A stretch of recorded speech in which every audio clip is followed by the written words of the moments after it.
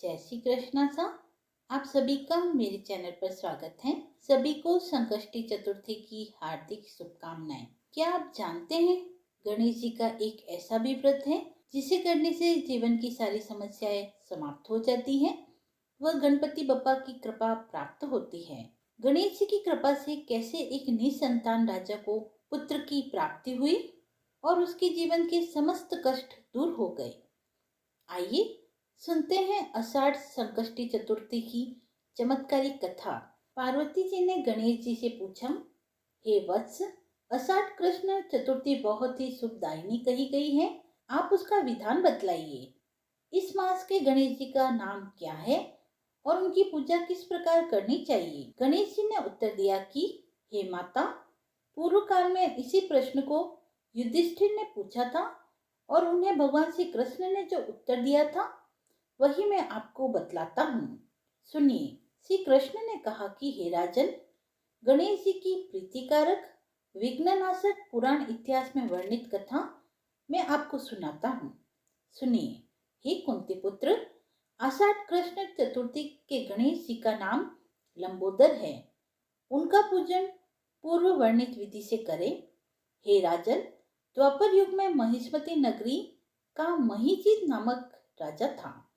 वह बड़ा ही पुण्यशील और प्रतापी राजा था। वह अपनी प्रजा का पालन पुत्रवत करता था, किंतु संतानहीन होने के कारण उसे राजमहल का वैभव अच्छा नहीं लगता था। वेदों में निसंतान का जीवन व्यर्थ माना गया है। यदि संतानहीन व्यक्ति अपने पितरों को जलदान देता है तो उसके पितृगण उस जल को गर्म जल के रूप में ग्रहण करते हैं। इसी उपापोह में राजा का बहुत समय व्यतीत हो गया। उन्होंने पुत्र प्राप्ति के लिए बहुत से दान यज्ञ आदि किए, फिर भी राजा को पुत्र की प्राप्ति नहीं हुई। जवानी ढल गई और बुढ़ापा आ गया, किंतु वंश वृद्धि न हुई। तदंतर राजा ने विद्वान ब्राह्मणों और प्रजाजनों से इस संदर्भ में परामर्श किया। राजा ने कहा, हे ब्राह्मणों तथा प्रजाजनों, हम तो संतानहीन हैं। अब हमारी गति कैसे होगी? मैंने जीवन में तो किंचित भी पाप कर्म नहीं किए। मैंने कभी अत्याचार द्वारा धन संग्रहण नहीं किया। मैंने तो सदैव प्रजा का पुत्रवत पालन किया तथा धर्मचरण द्वारा ही पृथ्वी का शासन किया। मैंने चोर डाकू को दंडित किया, इष्ट मित्रों के भोजन की व्यवस्था की, गौ ब्राह्मणों का हित चिंतन करते हुए शिष्ट पुरुषों का आदर सत्कार किया। फिर भी हे द्विजोत्तम, मुझे अब तक पुत्र न होने का कारण क्या है? विद्वान ब्राह्मणों ने कहा कि हे महाराज, हम लोग वैसा ही प्रयत्न करेंगे जिससे आपके वंश की वृद्धि हो। इस प्रकार कहकर सब लोग युक्ति सोचने लगे। सारी प्रजाएं राजा के मनोरथ की सिद्धि के लिए ब्राह्मणों के साथ वन में चली गई। वन में जाकर वे लोग द्रुत गति से इधर उधर परिभ्रमण करने लगे। उन लोगों को उसी समय एक श्रेष्ठ मुनि के दर्शन हुए। वे मुनिराज निराहार रहकर तपस्या में लीन थे। ब्रह्मा जी के सामने वे आत्मजित, क्रोधजित तथा सनातन पुरुष थे। संपूर्ण वेद विशारद, दीर्घ आयु, अनंत एवं अनेक ब्रह्म ज्ञान संपन्न वे महात्मा थे। उनका नाम था लोमश ऋषि।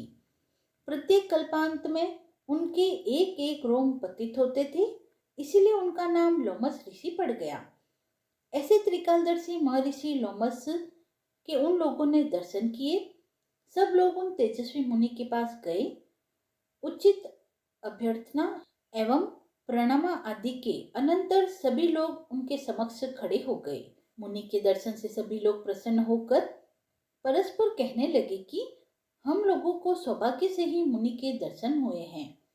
इनके उपदेश हम सभी का मंगल होगा। ऐसा निश्चय कर उन लोगों ने मुनिराज से कहा। जनता कहने लगी, हे ब्रह्मर्षि, हम लोगों के दुख का निवारण कीजिए और उस कारण को सुनिए।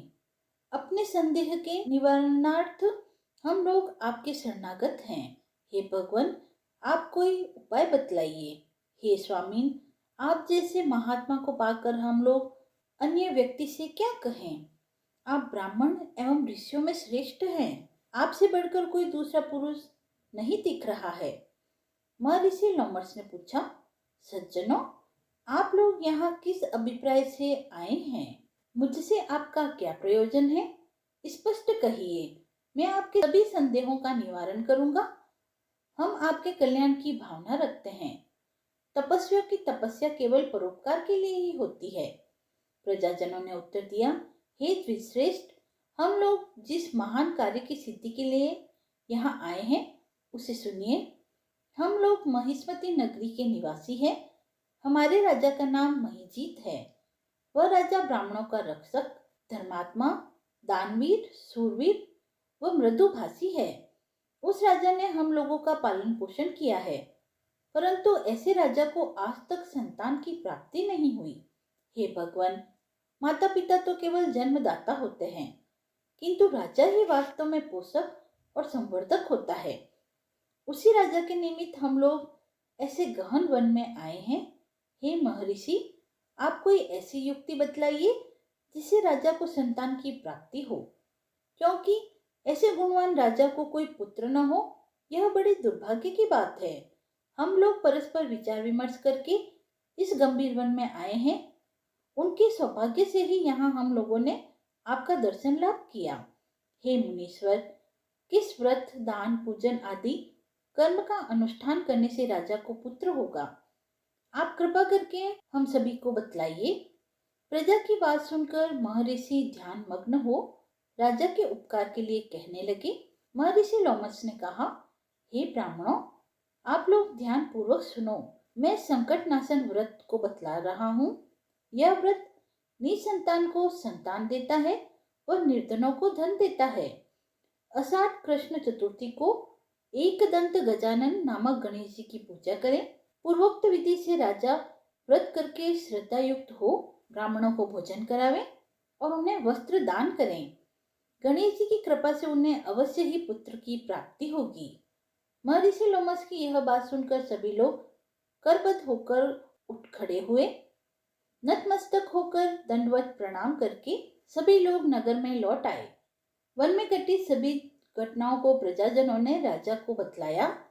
प्रजाजनों की बात सुनकर सम्मानकारी विमल बुद्धिधारी राजा बहुत ही प्रसन्न हुए और उन्होंने श्रद्धा भक्ति से विधिवत गणेश चतुर्थी का व्रत करके ब्राह्मणों को भोजन, वस्त्र आदि का दान दिया। रानी सुदक्षिणा के गर्भधारण के संस्कार अनंतर श्री गणेश जी की कृपा से राजा को सुंदर और सुलक्षण पुत्र प्राप्त हुआ। राजा ने संपूर्ण नगरवासियों को संतुष्ट करके पुत्रोत्सव मनाया। राजा महिजीत ने ब्राह्मणों को धन रत्न देकर तृप्त किया। श्री कृष्ण जी कहते हैं, हे राजन, इस व्रत का ऐसा ही प्रभाव है। जो व्यक्ति इस व्रत को श्रद्धा से करेंगे वे समस्त सांसारिक सुख के अधिकारी होंगे। श्री कृष्ण ने कहा, हे महाराज, आप भी इस व्रत को विधि पूर्वक कीजिए। श्री गणेश जी की कृपा से आपकी सभी मनोकामनाएं पूर्ण होगी। आपके शत्रुओं का नाश होगा और आप अचल राज्य के अधिकारी होंगे। हे भूप शिरोमणि युधिष्ठिर, जो पुरुष इस व्रत को करते हैं वे चाहे एकांत सेवी ऋषि हो अथवा विद्वान, उन्हें निर्विघ्न रूप से पुत्र आदि की प्राप्ति होती है। जो मनुष्य गणेश जी के चरित्र को सुनते अथवा सुनाते हैं उन्हें सब कार्यों में सिद्धि प्राप्त होती है।